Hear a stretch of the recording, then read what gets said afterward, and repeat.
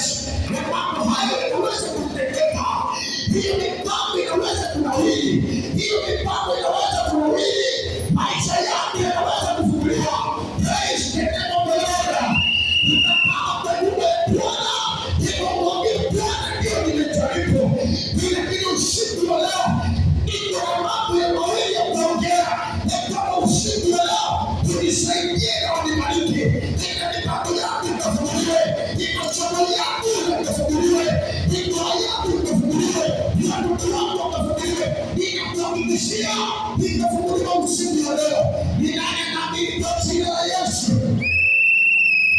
Hallelujah. Kama naamini nipokee kama wapi. Praise the Lord. So before I preach, I want you to take your time. Just take your time and thank God. I'm praying for something.